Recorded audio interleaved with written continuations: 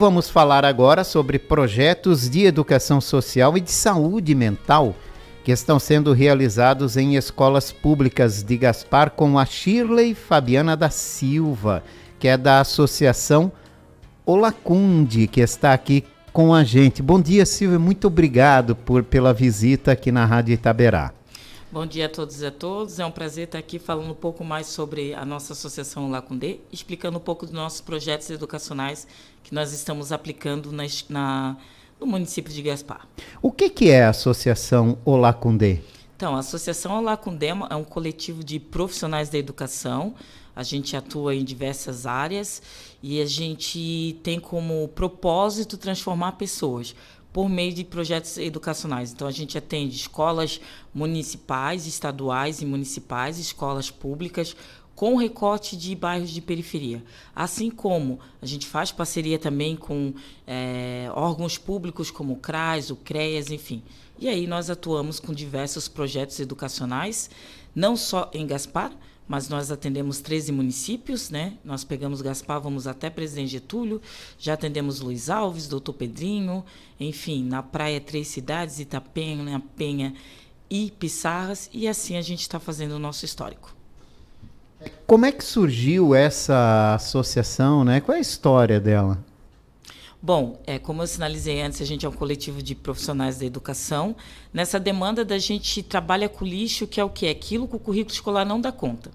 Então, a gente cria um projeto daquilo que o currículo escolar não dá conta e leva para a escola captando recursos pelo FIA, que é o Fundo Municipal da Criança e Adolescente. Todas as cidades a gente capta pelo FIA. Então, dessa intenção desses profissionais da educação, eu como idealizadora, trouxe várias pessoas, colegas que têm esse amor pela educação, entende que é uma ferramenta potencial para transformar a sociedade. A gente criou a Olacunde, estamos trabalhando aí de forma bem constante e, para nossa felicidade, com vários projetos que estão levando significado para essa sociedade. Isso é importante, né? Essa ampliação aí da educação é muito importante. Quantos estudantes participam das atividades e quantas pessoas acabam sendo beneficiados, né, nesse leque que se abre com essa aplicação? Bom, em Gaspar específico, a gente está trabalhando com 4 escolas, né? Trabalhando o projeto de prevenção ao abuso e exploração sexual de criança e adolescente. É um projeto de educação sexual, é importante a gente sinalizar isso, que ele está consolidado em 3 pilares, que é o quê? A proteção, a prevenção e a denúncia responsável. Lá nós estamos atendendo a Escola Norma Mônica e a Escola Genô, sempre uma estadual e uma municipal. E outro projeto, que é o Interligando Emoções, que ele trabalha a saúde mental mais do que necessária, principalmente pós-pandemia. A gente está atendendo a Escola Vitório Municipal e a Escola Marina Leal. Então, a gente faz esse recorte de ver a necessidade, sempre fazendo parceria com a Secretaria de Educação, da Saúde, Assistência Social, para que elas possam nos sinalizar quais escolas têm demanda com as temáticas que a gente leva. No Interligando Emoções, a gente está atendendo 600 crianças, então a gente conseguiu ali do ensino fundamental 2 e o ensino médio atender todas as turmas. E com prevenção, nós chegamos a 4.400 alunos atendidos nas 2 escolas, porque daí a gente atende profissionais de educação, comunidade e todas as turmas de forma diferente, respeitando a faixa etária. E isso faz a diferença, né? É necessário fazer essa divisão? Sim, é necessário porque são projetos extremamente diferentes, né? No sentido que educação sexual, a gente está trabalhando a prevenção do abuso sexual. Os dados no Brasil eles são extremamente assustadores. Aqui no nosso estado de Santa Catarina, a cada 45 minutos, ou seja, é uma aula, uma criança é abusada. Né? Santa Catarina tem um dado ali de 10 denúncias de abusos por dia de criança e adolescente. Pós-pandemia, aumentou 70% das denúncias de abuso sexual via internet, só no primeiro semestre de 2023. Então, é preciso que a gente faça um recorte bem diferente de cada necessidade, né? Essa do abuso é um projeto que eu sempre digo que salva a vida, porque cada cidade que a gente está passando tem uma média de 10 denúncias, então são 10 crianças ou adolescentes que saíram desse sofrimento. O abuso sexual é um sofrimento, o abusador precisa estar preso, nós precisamos ensinar as crianças a se protegerem, e os adolescentes, e específico também as pessoas que já sofreram abuso. E a saúde mental é uma temática que está na nossa sociedade que a gente precisa tratar. Não adianta a gente dar toda a tecnologia para os nossos adolescentes, não adianta a gente trabalhar com todas as informações possíveis se a saúde mental dele não está funcionando, se ele está com demanda psicoemocional. Esse é um grande desafio, né? Sim, é um dos maiores desafios que a gente tem, porque como que eu vou explicar as disciplinas se o meu estudante ele está com questões psicoemocionais, ele tem síndrome do pânico, ele está com diversas angústias, ele está com um vazio que nem ele consegue descobrir o que é. Então, o desafio de nós, enquanto educadores, é conseguirmos espaço. Primeiro, né, tem uma lei aí que garante a psicóloga e está na educação, mas enquanto a gente não consegue legitimar isso, porque vai acima dos nossos poderes, é levar projetos que a gente consiga tratar essas questões de forma responsável. É preciso ouvir os estudantes para que eles não cometam o que a gente não quer, que é o suicídio. Existe um aumento enorme de suicídio na adolescência por causa de suas questões psicoemocionais que não são tratadas em casa, não é tratada na escola, não dá conta de tratar com seus amigos, e aí o jovem comete tudo que a gente não quer, que é que ele cometa o suicídio. E como é que vocês fazem esse trabalho, hein? Como é que é na prática, né? Porque se a gente parar para pensar, cada um tem a sua particularidade, o problema pode ser parecido, mas não é o mesmo, né? Cada um reage a uma situação de uma forma diferente, com os problemas e até com as orientações, né? Como é que vocês tentam, ou como é que vocês fazem para ter a atenção e conseguir, quem sabe, chegar à conscientização desses jovens? Bom, os nossos projetos eles são todos recortados por metodologias ativas, então a gente faz um trabalho bem significativo no sentido de que a gente consiga tocar os estudantes. Não faz sentido a gente ir lá falar de educação emocional ou de prevenção ao abuso se a gente não consegue colocar isso na prática. Então, a gente sempre trabalha teoria prática, teoria prática. O Interligando, nós temos acompanhamento de 2 profissionais, 2 psicólogas, além de que a gente faz oficinas. A gente começou com oficina existencial, que foram oficinas específicas para 2 turmas, uma vespertina e uma matutina. Tiveram uma série de 4 oficinas de 4 horas, trabalhando todas essas questões de autoconhecimento, de entender, de lidar com as suas emoções, de como pedir socorro. E depois, posteriormente, a gente está atendendo as turmas em paralelos, que a gente chama de oficinas temáticas, né? E aí, novamente, oficinas de autoconhecimento, olhando para si, a gente trouxe a arte, grafite, enfim. Pensar no olhar da criança também para que ele descubra uma válvula de escape que não precisa ser tirar a sua vida. Já no prevenção, a gente trabalha com a questão do quê? Da proteção e da prevenção. Ensinar a criança onde pode tocar, onde não pode tocar, quais toques pode permitir, para quem vai pedir ajuda, para quem denunciar, como denunciar e como pedir socorro para que esse abusador seja preso. Abusador precisa ser preso. A maioria dos abusos no Brasil, 77%, os abusadores são conhecidos da família. Ou seja, não é uma temática que está fora, está no contexto familiar. O abusador ele pega a confiança da família, da criança, para depois ele conseguir aquilo que ele deseja, que é o abuso sexual. Então, a gente trabalha bem nesse recorte, principalmente a educação sexual, respeitando as faixas etárias, o Fundamental 1, né, que é do 1º ao 5º ano, a gente trabalha de forma mais lúdica, com brincadeiras, com semáforo do toque, com jogos, para eles entenderem. Com o Fundamental 2, que é do 6º ao 9º ano, a gente já trabalha com estudo de caso, porque daí a gente já constrói pensamento crítico, e o ensino médio também. Do 6º ao ensino médio, eles têm oficinas de educação sexual, com uma profissional da saúde, uma enfermeira, que ela trabalha o quê, gente? Puberdade, prevenção de ISTs, prevenção da gravidez indesejada, para a criança aprender a lidar com o seu corpo. Educação sexual é isso. Educação sexual não é fazer ideologia de gênero, nunca houve. Eu mesmo estou 21 anos na educação, eu nunca vi banheiro unissex nas escolas, eu nunca vi professores profissionais da educação ensinando sexo na escola, e sim esse trabalho sério que a gente faz. E esse trabalho tem resultado. Agora, em Gaspar, na primeira escola que a gente passou, teve 4 denúncias, 4 crianças que vão se livrar do abuso sexual, e na outra escola que estamos aplicando teve uma denúncia. E esse é o sucesso do nosso projeto. É isso que chama muito a atenção. Por onde projetos semelhantes passam, acabam surgindo, né, denúncias. As crianças acabam se vendo nessa situação que até então, infelizmente, elas não se viam e acabam conversando com os professores. Eu digo sempre que a escola é o grande reflexo de tudo que acontece em casa, né? Agora, como é que é? As escolas têm interesse nessa parceria, nesse tipo de projeto? E outra coisa, quando a gente fala, você acabou de falar aí, de um problema muito sério que a gente viveu, uma discussão muito grande, que é essa questão da discussão sexual nas escolas. A gente não consegue evoluir muito nesse sentido, né? Existem muitos pais que são contra isso, que eles veem essa situação de uma outra forma.